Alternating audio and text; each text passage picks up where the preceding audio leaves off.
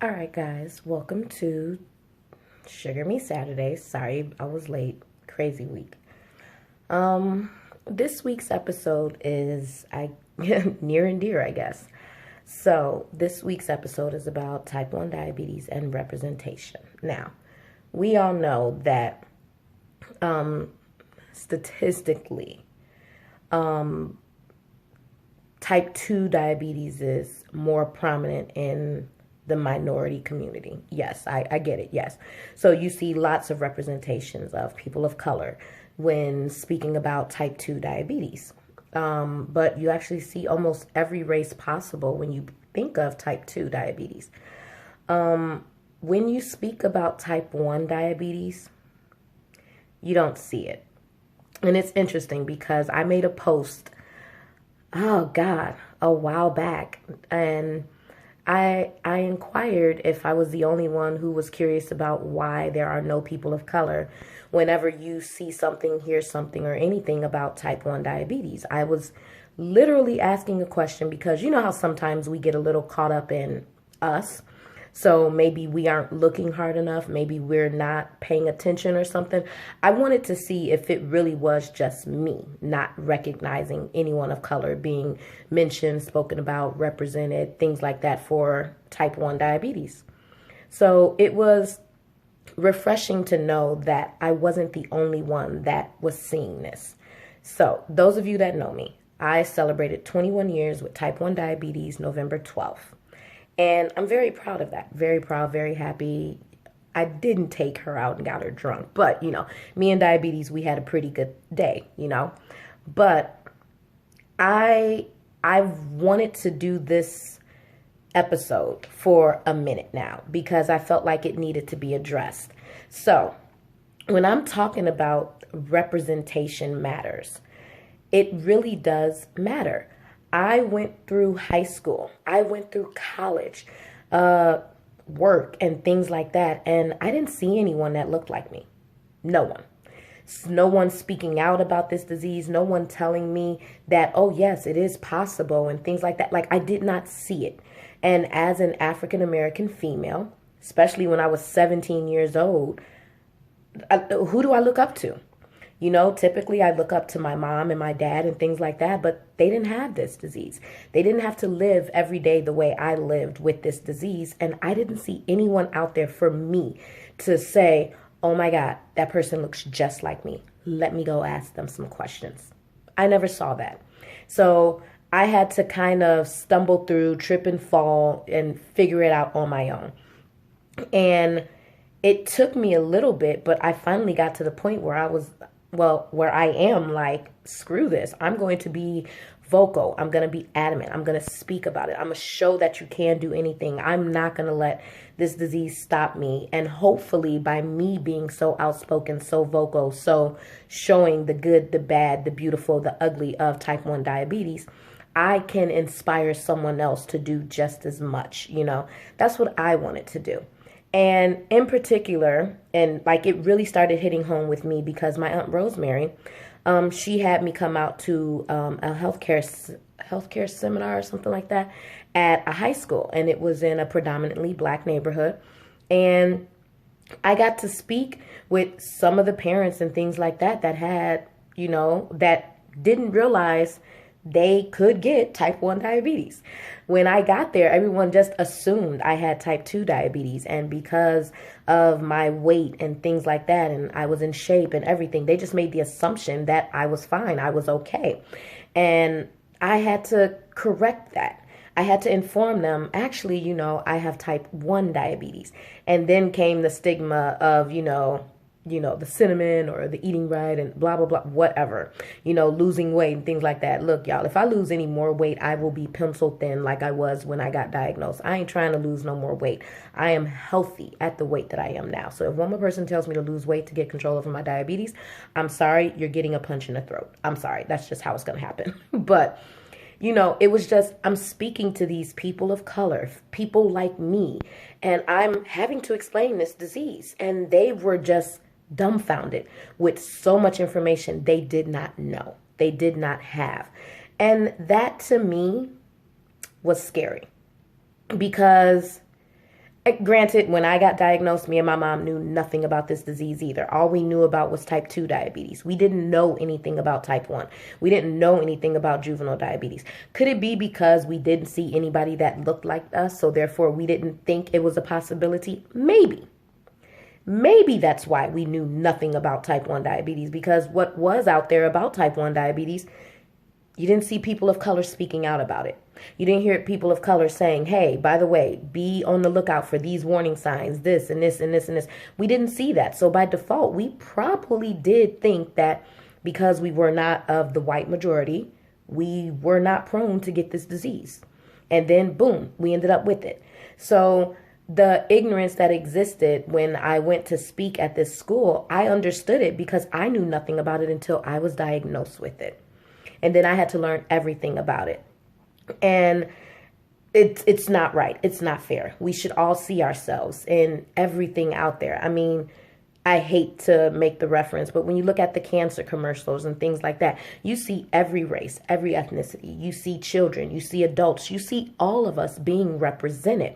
We all know any one of us could be at risk for cancer because we see it. We know what to look for. We know what to test. We know, like, we are represented. But in type 1, we are not.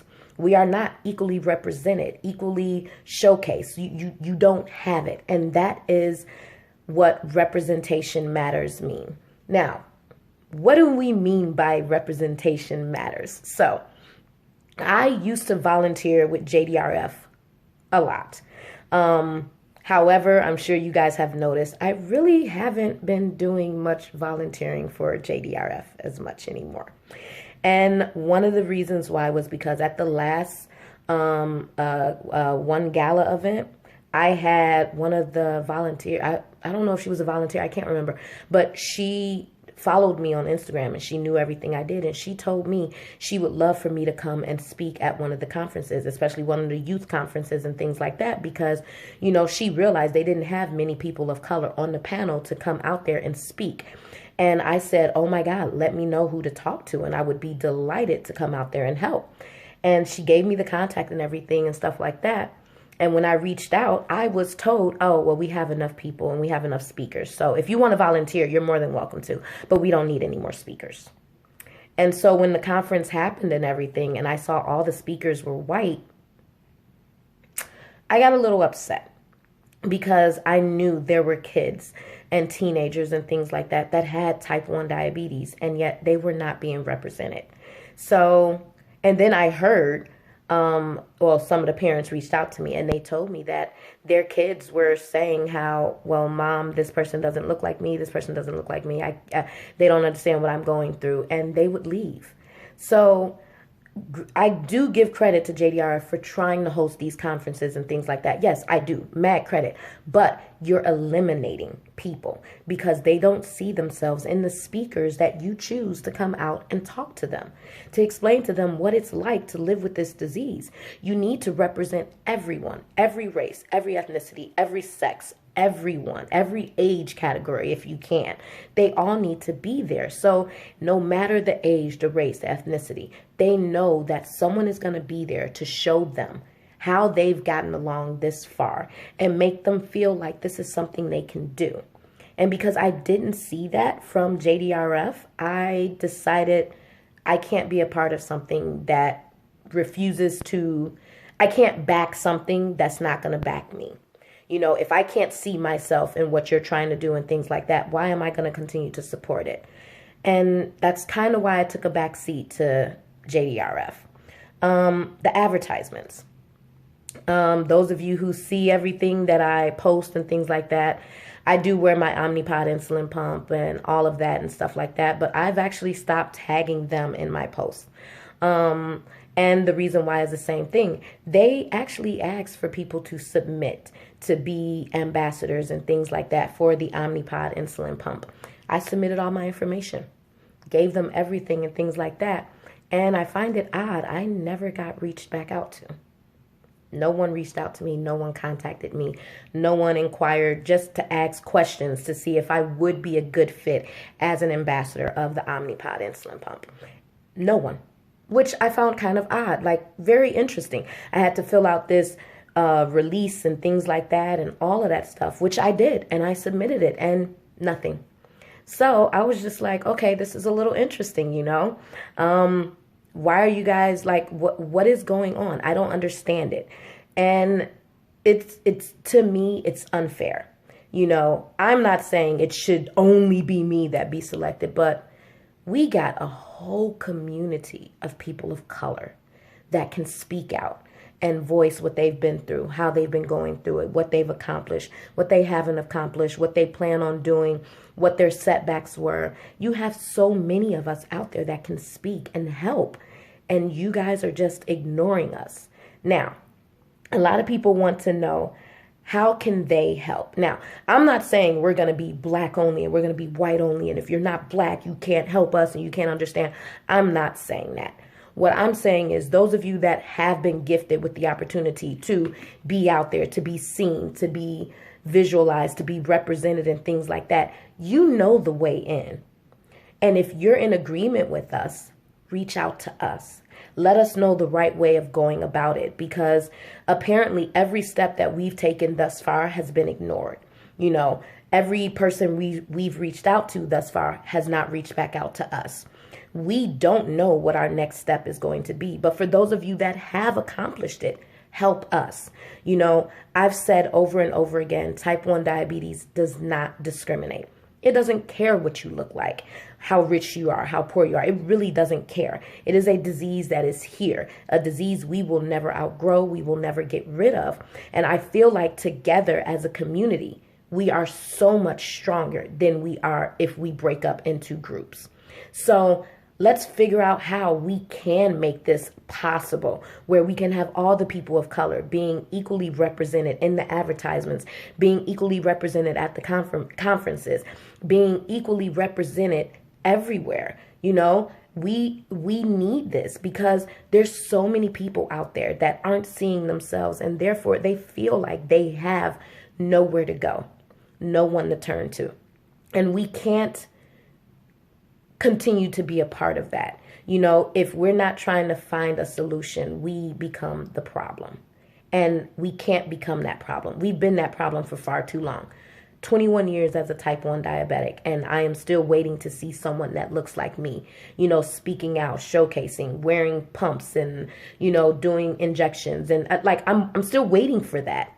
I'm still waiting to see that person, because trust me, I've only had this disease for 21 years, but I want someone who's had it longer so I can be like, oh my God, you look just like me. Oh my God. All right. How'd you do this? What'd you do with this? How'd you do this? How'd you hook this up? How'd you do? Like, I'm still waiting for that person just for myself. So can you imagine someone who looks just like me trying to find someone else that they can relate to? Like, that is what we're trying to do. We want everyone to be represented. And as a type 1 community, we're failing. We need to figure out how to bridge this gap and how to work together so that way we can create something even stronger. Because if we're staying segregated in this disease, we're not going to accomplish what we really need to do with this disease. So why don't we find a way to stop being segregated? Why don't we find a way to join together, to group together, to stand together and speak out about what it is to be a type 1 diabetic that is white, type 1 diabetic that is black, type 1 that is Asian, that type 1 that is Hispanic, type 1 that is Jewish, type 1 that is Filipino, type 1, like, we need to figure out how we can bridge that gap and stand together with each other. Show the world how it's done, because we need to get louder about this disease and our representation of this disease and what we demand to be done in order to help us in the future. And standing apart is not going to accomplish that. So when I say representation matters, that's what I mean. It matters. It matters to so many. You have millions upon millions of us with this disease, and we're feeling invisible by what we're seeing on TV and on the news and things like that. We can't continue to do that, because if we feel invisible, how are we going to speak out about the monstrous insulin prices, the fact that insurance companies feel they don't have to cover CGMs and insulin pumps and things like that. Like, how are we going to speak out about that if we feel invisible in the world that is supposed to include us? So when I say representation matters, that's what I mean. We have to stand stronger and we have to stand together. Let's figure out a way to bridge that gap. Let's figure out a way to come together as a community, a type 1 community, and make them hear us. If you're going to a conference and you realize everybody on that panel is going to be white, say something. You know, if you're seeing the advertisements for one of the brands and things that you use and you don't see anyone of color represented, say something. We can't ignore what's happening and expect things to get better, because if they can make one of us feel invisible, then they can make us all feel invisible. And that's why I'm saying right now, representation matters. If you believe all of this, let's figure out a way to end this. Representation matters. It matters to me, and it matters to so many more around me. So I hope you guys understand what this message is about. I'm not talking about we don't want to see any white folks. We don't want to see any. No, I'm saying I want us to be standing together. You got an advertisement of someone with CGMs. I want to see every race and every color in that advertisement, so I could be like, oh my God, look, yeah, she looks just like me. Yeah, yep, that could be me up there. You know, that's what I'm talking about. That is what I want to see. So I thank you guys for watching this. Trust me, this video can go on for on and on and on, but I don't think I need to reiterate as many problems that I've stated now. But now, let's figure out a way to fix this problem. Let's figure out a way to stand together as a community, because if we don't stand together, we're not going to make anything happen. And that was my biggest point about representation matters. Thank you. Let me know what your thoughts are, and if you have any ideas of how we can stand together and stand stronger. All right. Bye, guys.